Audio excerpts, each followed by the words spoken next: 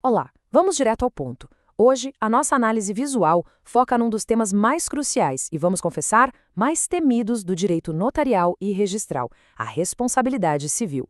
Mais especificamente, como a famosa lei dos cartórios lida com aqueles erros que não foram cometidos pelo titular do cartório, mas sim pela equipe dele. Para quem já acompanha a evolução das regras dos serviços extrajudiciais, entender essa mecânica de quem paga a conta no final é absolutamente essencial. E para deixar tudo isso bem claro, a gente vai dissecar um caso prático super interessante que testa exatamente os limites da lei. Vamos lá?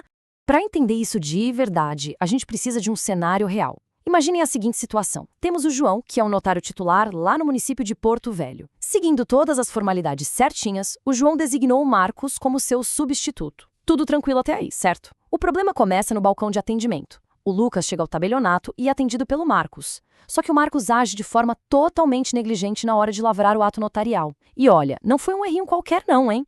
Essa negligência acaba causando prejuízos gravíssimos ao Lucas. Claro que o Lucas não vai deixar barato e decide buscar na justiça o ressarcimento por todo esse dano. Então, o palco está montado. Um titular, um substituto que erra feio por negligência e uma vítima querendo seu dinheiro de volta. E aí a dor de cabeça está armada, né? A grande pergunta que fica para nós é a seguinte. Olhando estritamente para o que diz a Lei 8.935 de 1994, de quem é a responsabilidade legal de colocar a mão no bolso? É do Marcos, que cometeu o erro diretamente, ou é do João, que colocou o Marcos lá? E como é que funciona a regra para essa compensação financeira? Pensar sobre essas questões é o primeiro passo para a gente desvendar a lógica de todo o sistema notarial brasileiro. Antes de sairmos analisando as alternativas do caso, a gente precisa olhar para a regra do jogo. O fundamento de tudo isso está no artigo 22 da nossa Lei dos Cartórios, especialmente depois daquela reforma importante feita pela Lei 13.286 de 2016. O texto é cristalino. Os notários e registradores respondem civilmente por todos os prejuízos que causarem a terceiros, de forma pessoal, pelos atos dos seus substitutos ou escreventes. Ou seja, o titular assume o risco da atividade, ele é o capitão do barco e responde por ele. Mas tem um detalhe super importante que a lei traz como contrapeso: é garantido o direito de regresso. Guardem muito bem essas duas ideias: responsabilidade pessoal perante a vítima e direito de regresso contra o funcionário. Bom, sabendo disso, vamos analisar as opções que apareceram para esse nosso caso. A alternativa A diz o seguinte: o João vai responder pessoalmente, mas não existe direito de regresso porque o Marcos não agiu com dolo, ou seja, não teve a intenção de causar o dano. Olha como essa alternativa é astuta. Ela mistura uma verdade incontestável com uma mentira perigosa. É verdade que o João responde pessoalmente, mas dizer que não tem direito de regresso? Totalmente errado. A lei garante o direito de cobrar o preposto independentemente dele ter agido com dolo ou com culpa.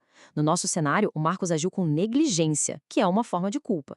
Então, o João paga o Lucas, sim, mas depois tem todo o direito de ir atrás do Marcos para reaver esse valor. Avançando um pouco, vamos dar uma olhada na alternativa B. Ela tenta uma saída bem diferente. Ela argumenta que, como a negligência foi 100% do substituto, o nosso amigo João, o notário titular não tem responsabilidade nenhuma. O que acham? Completamente furada. Essa ideia vai contra a própria natureza de como a delegação funciona. O notário gerencia o cartório em caráter privado. Ele ganha os bônus dessa gestão, mas também carrega o ônus integral do risco.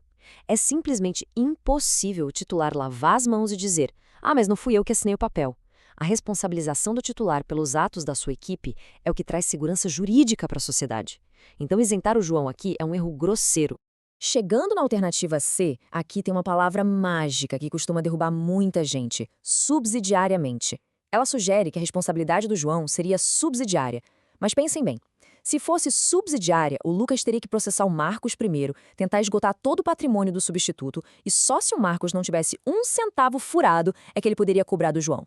E não é absolutamente isso que o artigo 22 determina. A responsabilidade do notário perante o usuário, perante o Lucas, é direta e pessoal. O Lucas vai direto no titular, que é quem detém a capacidade econômica esperada para garantir o pagamento. Essa única palavra faz a alternativa cair por terra. Vamos pular lá para a alternativa E rapidinho, porque olha, essa aqui é a rainha das pegadinhas de prova e da vida prática, o prazo de prescrição. A alternativa jura que o Lucas tem 5 anos para buscar essa reparação contra o cartório.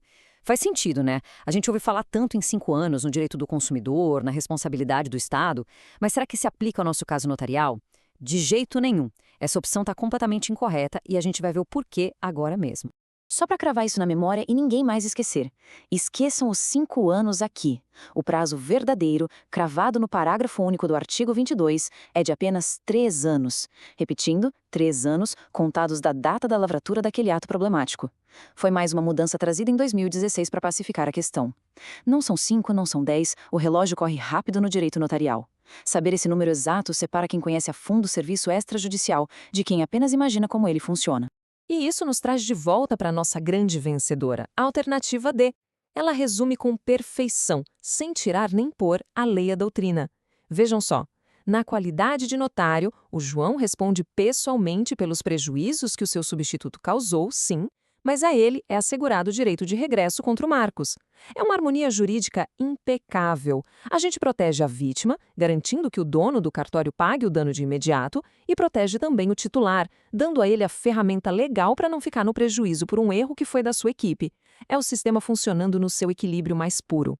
Então, para a gente amarrar tudo isso de forma super objetiva, vamos consolidar o nosso estudo nestes 3 pilares inegociáveis. Pilar 1. Responsabilidade pessoal. O titular é o escudo jurídico do cartório e responde diretamente perante a população pelos atos da sua equipe. Pilar 2. Direito de regresso. O titular indeniza a vítima primeiro, mas tem o direito líquido e certo de cobrar do funcionário negligente ou mal-intencionado logo depois. E pilar 3. Prazo prescricional de 3 anos. O cronômetro dispara na data em que o ato foi feito e a vítima tem 3 anos cravados para agir. Para fechar a nossa análise de hoje, deixo uma provocação sobre o impacto prático de tudo isso. Entender a letra da lei é ótimo, mas como isso se reflete no dia a dia? Pensem bem. Se o titular responde pessoalmente com o próprio patrimônio por qualquer vírgula fora do lugar que a equipe dele colocar, imaginem o impacto que isso tem na gestão. Isso explica porque os cartórios modernos investem tão pesado em recrutamento rigoroso, treinamentos constantes e sistemas implacáveis de auditoria interna. A responsabilidade civil, nesse caso, não é só uma regra de punição financeira. Ela é o grande motor que obriga o sistema extrajudicial a buscar excelência. Um abraço para quem nos acompanhou até aqui, continuem estudando firme e sempre olhando para além do que está escrito no papel. Até a próxima!